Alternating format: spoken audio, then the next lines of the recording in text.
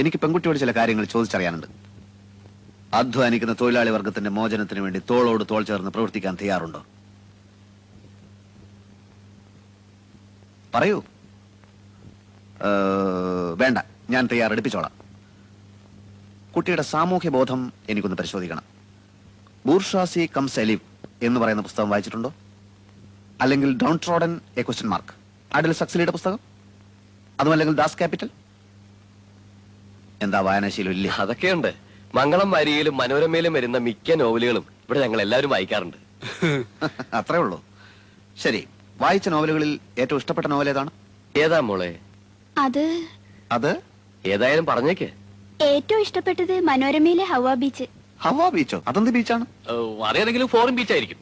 കോട്ടയം പുഷ്പനാഥനെയും മാത്യു മറ്റത്തിനെയും മോൾക്ക് വലിയ ഇഷ്ടാ. ഇഷ്ടം എന്ന് പറഞ്ഞാൽ അത് സാരമില്ല. എനിക്ക് ചില നിബന്ധനകൾ മുമ്പോട്ട് വെക്കാനുണ്ട്.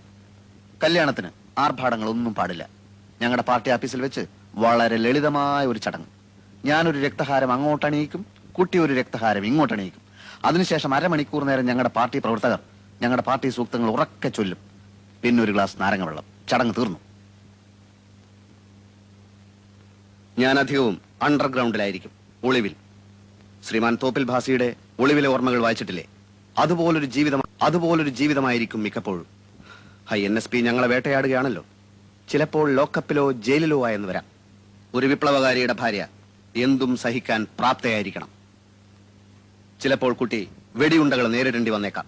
അപ്പോൾ വിരിമാർ കാണിച്ചു കൊടുക്കേണ്ടി വരും. മോളകത്തേക്ക് വെക്കോ. അച്ഛൻ നേരം നീ വന്നേ.